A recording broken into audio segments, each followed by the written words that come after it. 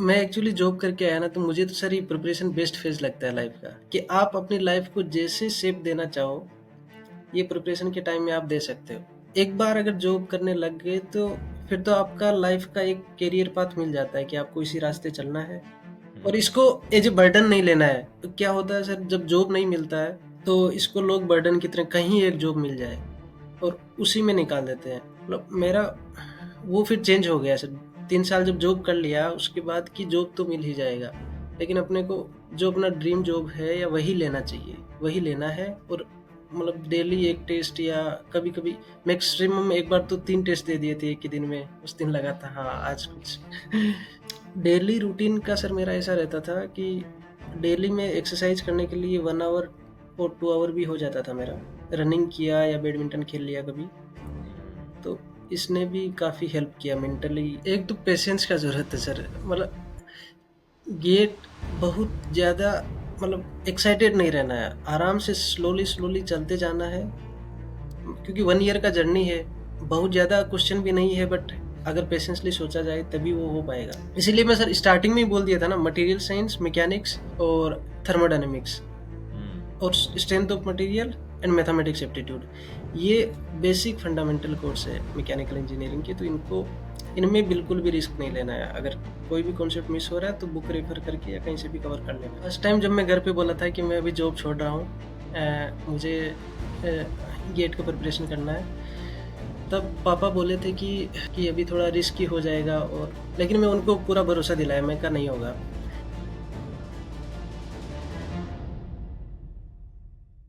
Hello everyone. In this session, we have GATE 2025 mechanical topper Rajneesh with us. Rajneesh is from Rajasthan and he did his BTech from IIT Roorkee, and he was enrolled in Exergic test series for GATE 2025. Congratulations, Rajneesh, for such a great rank in GATE 2025. Thank you sir. When did you pass out from college? College से कब pass out हुए? इससे पहले क्या कोई attempt था? थोड़ा उस बारे में बताओ। Sir, I passed out from IIT Roorkee in 2021, and I gave GATE examination in 21। And sir उस टाइम क्या हो रहा था, मेरा ऐसा टारगेट नहीं था कि गेट करना है। कॉलेज का प्लेसमेंट हो गया था, और उसके बाद फिर गेट का एग्ज़ाम उसके बाद में था। तो बहुत अच्छे से प्रिपरेशन करके मैं दिया नहीं था, तो उसमें 60 स्कोर था मेरा, 60 मार्क्स थे, और 3000 रैंक था 21 का गेट में। हम्म।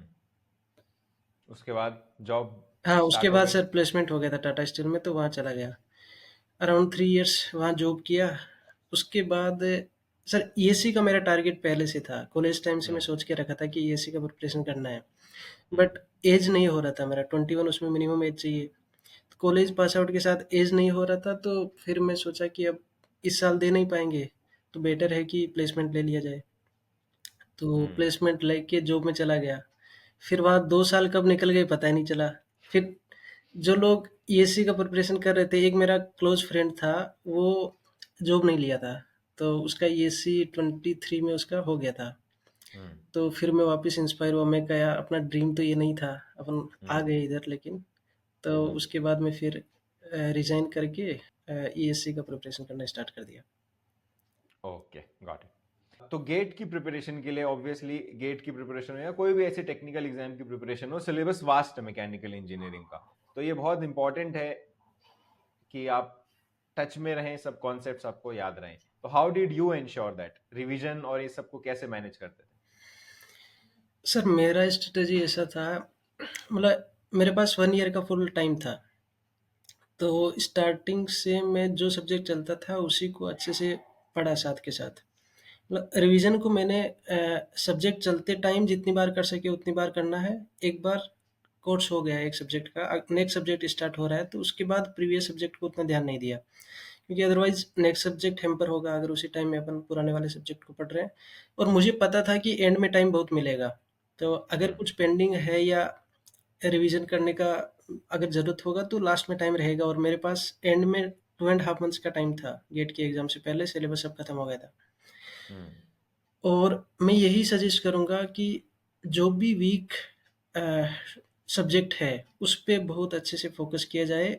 उस टाइम में मतलब रिवीजन पे उतना ध्यान ना दे के जो करंट सब्जेक्ट चल रहा होता है उसी पे पूरा फोकस करें। अब जैसे मेन कोर्स है, अब डिज़ाइन में इंजीनियरिंग मैकेनिक्स हो गया, स्ट्रेंथ ऑफ मटेरियल हो गया, थर्मोडायनामिक्स हो गया थर्मल में, हम्म। और मैथमेटिक्स एप्टीट्यूड हो गया। ये 5 कोर्स तो ऐसे हैं, इनको इनको स्ट्रॉन्ग पॉइंट रखना है, क्योंकि ये बाकी मटेरियल साइंस एक हो गया, बाकी हम्म। तो इनका एप्लीकेशन बेस्ड है। तो हम्म। अगर बेसिक फंडामेंटल कोर्स अच्छे होंगे तो बाकी सब्जेक्ट में ऑटोमेटिक ग्रिप आ जाएगा। करेक्ट। क्योंकि you prepared after living job, और वो भी टाटा स्टील, जो एक बहुत one of the most reputed companies हम बोल सकते हैं कोर सेक्टर में। तो क्या माइंड में कोई प्रेशर था, या ऐसा लगता था कि अरे रिस्क ले लिया है, एक अच्छी जॉब थी वो छोड़ दी, कॉलेज आईआईटी रुड़की से जो प्लेसमेंट मिला, ऐसा कुछ प्रेशर जो गेट की प्रिपरेशन या एग्जाम्स की प्रिपरेशन को अफेक्ट करता था?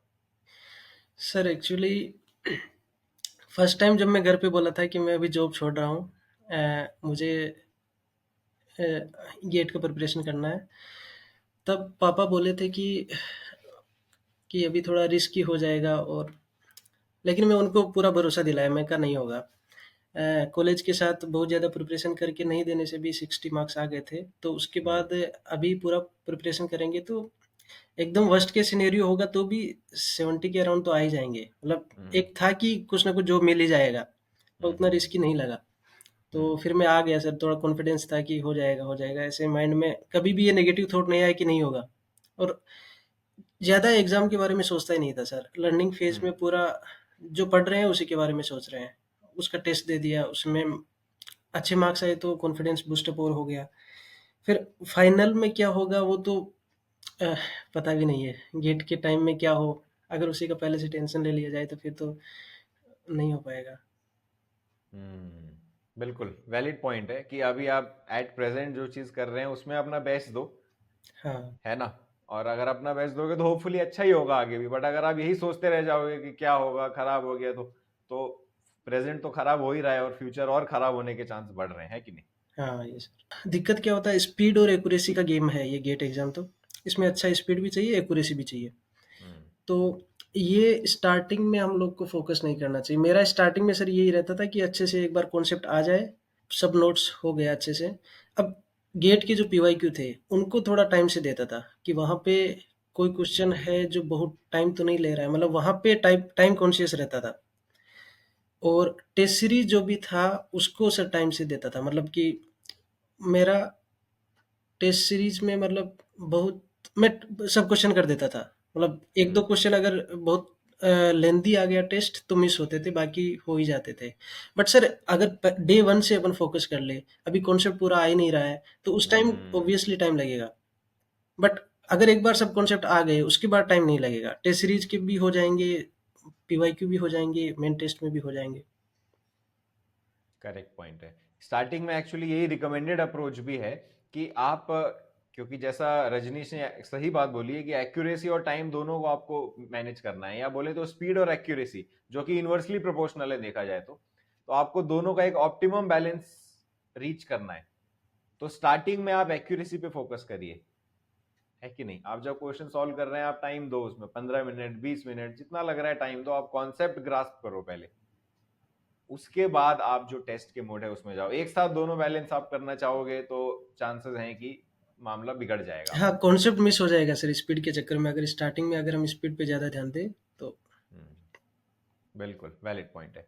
इसमें जो पीवाई क्यूज हैं वो कब तक फिनिश कर लेने चाहिए? कब से स्टार्ट करके कब से फिनिश? साथ साथ सिलेबस के करना चाहिए या कैसे करना चाहिए? हाँ, मेरा ऐसा है, जैसे थर्मोडायनामिक्स हो गया, एक बार कंप्लीट हो गया 15 डेज में। हम्म। अब नेक्स्ट सब्जेक्ट चल रहा है तो थर्मो का पीवाईक्यू अगर टाइम मिला तो पीवाईक्यू कर लेता था। बट एक्चुअली ऐसा हुआ था सर, पूरा सिलेबस हो गया बट मेरा पीवाईक्यू 60-70% हुआ था, 30% फिर भी मिस रह गया था।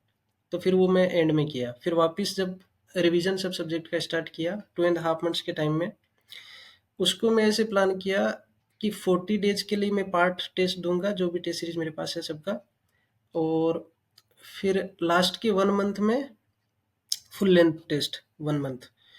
तो मैं इसी प्लान पे स्टिक रहा, मतलब 40 दिन में। अब पीवाईक्यू भी हो गए थे, उसके बाद रिवीजन करके पीवाईक्यू में जो स्टार मार्क क्वेश्चन थे उनको एक बार फिर से देख लिया, और हम्म। फिर टेस्ट सीरीज। टेस्ट सीरीज लगाता था। उसके बाद 1 मंथ में फुल एफएलटी टेस्ट दिया था। तो मतलब डेली एक टेस्ट, या कभी-कभी मैं एक बार तो 3 टेस्ट दे दिए थे एक ही दिन में। उस दिन लगा था हाँ, आज कुछ किए। आज ज्यादा एनर्जी फील हो रही है। हाँ, आज अपना पोटेंशियल मैक्सिमम अपन किए हैं। हाँ। हाँ, बाकी 1 टेस्ट तो मैं देता था, और बीच में सर एक बार ऐसा भी हुआ था, मतलब स्टार्टिंग में जब फुल लेंथ टेस्ट देना स्टार्ट किया, 3-4 हम्म। टेस्ट देके फिर मेरे को लगा डेली यही सब करना, मतलब एप्टीट्यूड का क्वेश्चन फिर से आ रहा है जो हमको आते हैं, मतलब उसमें ज़्यादा दिक्कत ही नहीं होती। तो हम्म। थोड़ा बीच में स्कोर डाउन भी हो गया था, लेकिन फिर मुझे रियलाइज़ हुआ कि नहीं, ये टाइम इसीलिए बना है, एज़ ए मशीन काम करना होगा। गेट की एग्ज़ाम तक देते रहो टेस्ट, देते रहो, और गेट की हम्म। एग्ज़ाम तक ऐसे ही चलते जाना है। इसमें जो सब्जेक्ट टेस्ट और टॉपिक टेस्ट हैं, उसमें कुछ स्टूडेंट्स ऐसे करते हैं कि वो सब्जेक्ट टेस्ट टॉपिक टेस्ट कुछ सेव करके रखते हैं कि वो एफएलटी के बीच में देंगे, हम जब एक एफएलटी और दूसरा एफएलटी दे रहे हैं उसके बीच के टाइम में देंगे। What was your strategy? तुमने टॉपिक सब्जेक्ट टेस्ट पहले ही खत्म कर लिया एफएलटी से पहले, या कुछ बचा के रखे? नहीं, कुछ बचा के रखे थे, जैसे एचएमटी और एफएम के बचा के रखा था मैं, जो मतलब पूरे बचा के नहीं रखा, दे भी दिए थे। एफएलटी एफएलटी के बीच में देने से क्या होता है सर, कुछ सब्जेक्ट है जो याद मेमोरी मेमोरी वाले हैं, जो एचएमटी और फ्लूइड और मटेरियल साइंस, हम्म। इनमें फॉर्मूला ज़्यादा है, थ्योरी भी ज़्यादा है। तो फिर हम्म। वो फॉर्मूला अगर कोई स्लिप हो गया माइंड से, तो एफएलटी में तो ज़रूर नहीं है कि हर टॉपिक से क्वेश्चन आए ही। पार्ट बिल्कुल। टेस्ट में सब टॉपिक से क्वेश्चन आएँगे, तो वहाँ पे अ, फिर वो वापस रिकॉल हो जाएगा अगर कुछ मिस हो रहा है तो। तो वो बचा के रखा था, बाकी सब्जेक्ट का दे दिया था। अंडरस्टूड। इसमें जो टेस्ट अटेम्प्ट किए उसके बेसिस पे स्ट्रेटेजी कुछ बनाई थी 3 आवर्स की, कि पहले एप्टी करूंगा या पहले टेक्निकल करूंगा, या हाँ, कोई फुल लेंथ स्ट्रेटेजी? टेस्ट में सर पूरा स्ट्रैटेजी था। मतलब वहाँ पे स्टार्टिंग में क्या हो रहा था, 1 मार्क क्वेश्चन मैं पहले करता था। तो हम्म। कोई सब्जेक्ट का अगर सब्जेक्ट लेंदी हो रहा है, तो वहाँ 2 नंबर का क्वेश्चन छूट जाता था, और 2 हम्म। नंबर का 2 मार्क क्वेश्चन थोड़ा लेंदी रहता है। Sir, hmm. एंड में प्रेशर बिल्डअप हो जाता है कि अब ये कंप्लीट होगा कि नहीं होगा, आगे वाला देख पाएँगे कि नहीं। हम्म। लास्ट का 20 मिनट बचा है, 4 क्वेश्चन भी है ना, तो सर कोई भी एक लेंदी हो गया तो बाकी फिर मिस हो जाएँगे। 2 हम्म। क्वेश्चन शायद अनसीन रह जाए। हम्म। तो पहले मैं 2 मार्क क्वेश्चन करता था। 1 मार्क हम्म। क्वेश्चन पे कॉन्फिडेंस था कि वो 1 मार्क का ही क्वेश्चन है, अगर नहीं हुआ तो सीधा स्किप कर देंगे, आगे बढ़ जाएँगे। हम्म। हम्म। सब क्वेश्चन लेंदी नहीं होंगे। हम्म। 1-2 क्वेश्चन लेंदी हो सकते हैं 1 मार्क के, लेकिन 2 हम्म। मार्क क्वेश्चन में मैं उन पे रिस्क नहीं लेता था, उनको पहले ही करता था। हम्म। तो एग्जाम में ये स्ट्रेटजी सेम अप्लाई की? कितने घंटे में हो गया इस बार पेपर गेट 2025? 25 का पेपर तो सर उतना डिफिकल्ट था नहीं, नॉर्मल था। तो एप्टीट्यूड एप्टीट्यूड में टाइम लगा था। एप्टीट्यूड में अलॉट करके रखा था कि 12 टू 15 मिनट में एप्टीट्यूड हो जाना है, लेकिन इस बार हम्म। एप्टीट्यूड में मुझे टाइम लग गया था, 20 मिनट लग गया अच्छा। था। ठीक है। लेकिन फिर बाकी टेस्ट सीरीज में 2 मार्क्स के क्वेश्चन लेंदी रहते हैं, लेकिन हम्म। एक्चुअल पेपर में उतने लेंदी थे नहीं, हम्म। तो जल्दी हो गए। मैं स्पीड से करता गया, मैं कहा कुछ छूट ना जाए इस एग्जाम में, तो ज़्यादा स्पीड से किया। 2 आवर में ही हो गया था, 2 आवर 10 मिनट्स में हो गया था। और उसके बाद एक बार और चेक किए हाँ, होंगे? फिर रीचेक भी किया था। रीचेक में एक क्वेश्चन जो पहले गलत किया था उसको करेक्ट भी कर दिया, नहीं ये गलत भी हो जाता। और अभी भी कोई सिली मिस्टेक छूटी हुई है ऐसा, कि नहीं, जिनकी सिली वजह मिस्टेक से? नहीं थी सर मेरे। फिर अभी का आंसर किए उसके हिसाब से 2 इंग्लिश के क्वेश्चन गलत है। इंग्लिश में सर थोड़ा मतलब कॉन्फिडेंस था भी नहीं कि सही हो पाएगा कि नहीं हो पाएगा। बाकी हम्म। 2 किए नहीं थे, वो मटेरियल साइंस से रिलेटेड कुछ थे, थ्योरेटिकल क्वेश्चन नहीं हो पाए। अंडरस्टूड। ठीक है। फेवरेट सब्जेक्ट कौन सा है मैकेनिकल इंजीनियरिंग का? फेवरेट सब्जेक्ट तो थ्योरी ऑफ मशीन, मतलब डिज़ाइन वाला पोर्शन, मशीन डिज़ाइन को छोड़ दिया जाए, बाकी हम्म। इंजीनियरिंग मैकेनिक्स, सोम, theory of machine and thermodynamics. और इन सब्जेक्ट से कोई टिप्स देना चाहोगे स्टूडेंट्स को, कि ये टिप्स आप यूज करो किसी भी चीज में, क्वेश्चन सॉल्विंग में और नोट्स में, रिवीजन में, इन सब्जेक्ट से जो तुम्हें लगता है तुम्हारे स्ट्रांग है या तुम्हारे फेवरेट है? सर, थर्मल में थर्मोडायनामिक्स सर बाकी सब्जेक्ट में पूरा हेल्प कर देता है। अगर रिलेट करना चाहे, आईसी इंजन हो गया, अ, और आरएसी हो गया, एचएमटी तो अलग है। बाकी ये 3 सब्जेक्ट है, उसको पहले कभी नहीं करना है। पहले थर्मोडायनामिक्स के अच्छे से कॉन्सेप्ट पकड़ लो, हम्म। वो सब उसी का एप्लीकेशन है। अगर थर्मोडायनामिक्स पढ़ने में, रिवीजन करने में अगर 10 डेज लग रहा है, अगर अच्छे से हम्म। कर लिया तो फिर बाकी एप्लीकेशन बेस्ड वाला करने में उसमें तीनों में मिला के 10 days लगेगा। हम्म। तो वही ये सब थर्मोडायनेमिक्स थोड़ा इंटरेस्टिंग है। बाकी डिज़ाइन वाले कोर्स तो मतलब उसमें सब कुछ विजुअलाइज हो ही जाता है, वहाँ बहुत रूल्स तो है नहीं, न्यूटन्स लॉ ऑफ मोशन वाले ही काम करते हैं। मैकेनिक्स के बेसिक्स जो हैं वो काफ़ी हेल्प करते हैं डिज़ाइन सब्जेक्ट में। हाँ हाँ और क्योंकि you are from IIT Roorkee B Tech, तो तुमने अपने जेई के टाइम में तुम्हारा मैकेनिक्स स्ट्रांग होगा ही ऑफ कोर्स। हाँ हाँ हाँ तो उसका एक बेस अच्छा बना हुआ होता है जो कि हेल्प करता है फिर इन सब सब्जेक्ट्स में, जो डिज़ाइन सब्जेक्ट्स हैं उसमें। हाँ हाँ हाँ, वो मुझे उतना रियलाइज हुआ नहीं कि मैकेनिक्स में दिक्कत आती है, बट बाकी स्टूडेंट्स को आती थी, वो नहीं कर पाते थे, तो उनको बिल्कुल, वही 11th-12th का बेस अच्छा नहीं होने से प्रॉब्लम आ जाती। ये प्रॉब्लम आती है क्योंकि मतलब मैकेनिक्स ऐसा एक टॉपिक है जिससे क्वेश्चन एज सच कम आते हैं। मतलब ऐसा नहीं है कि बहुत ज़्यादा वेटेज है उसका, 3 4 5 नंबर का आएगा वो, बट वो बेस बनाने में हेल्प करता है। तो हाँ, मतलब जो बाकी टॉम एंड सॉम में वहाँ कॉन्फिडेंस बूस्टअप रहता है, अगर मैकेनिक्स अच्छा हो तो कहीं पर भी रिएक्शन हम्म, विएक्शन निकालना हो तुरंत हो जाएगा। बिल्कुल बिल्कुल। तो इसीलिए जो आप में से स्टूडेंट्स जिनको लगता है कि उन्होंने अपने जेई के टाइम में ज़्यादा ध्यान नहीं दिया था या ज़्यादा अच्छे कॉन्सेप्ट्स नहीं है, आई विल एनकरेज देम कि आप मैकेनिक्स में थोड़ा टाइम बिताओ। मार्क्स भले ही उसके थोड़े कम है, बट उससे आपको बहुत सारे 3 4 अलग सब्जेक्ट्स जो हैं जो रिलेटेड हैं उसमें आपको बहुत कॉन्फिडेंस और एक्यूरेसी दोनों इंप्रूव होंगे आपके। इसीलिए मैं सर स्टार्टिंग में ही बोल दिया था ना, मटेरियल साइंस, मैकेनिक्स और थर्मोडायनेमिक्स हम्म। और strength of material and mathematics aptitude, ये बेसिक फंडामेंटल कोर्स है मैकेनिकल इंजीनियरिंग के। तो इनको, इनमें बिल्कुल भी रिस्क नहीं लेना है। अगर कोई भी कॉन्सेप्ट मिस हो रहा है तो बुक रेफर करके या कहीं से भी कवर कर लेना है। बिल्कुल, absolutely. As per your journey of GATE preparation, क्या लगता है कि ऐसे क्या क्वालिटीज हैं जो एक गेट एस्पिरेंट में होने चाहिए? ऐसे क्या वन और मोर क्वालिटीज जो एक गेट एस्पिरेंट में होनी चाहिए to succeed in GATE exam? एक तो पेशेंस का ज़रूरत है सर, मतलब गेट बहुत ज़्यादा, मतलब एक्साइटेड नहीं रहना है, आराम से स्लोली स्लोली चलते जाना है, क्योंकि 1 ईयर का जर्नी है और बहुत ज़्यादा क्वेश्चन भी नहीं है, बट अगर पेशेंसली सोचा जाए तभी वो हो पाएगा, नहीं तो बहुत ज़्यादा टाइम भी लग सकता है किसी क्वेश्चन में और शायद ना हो पाए। हम्म।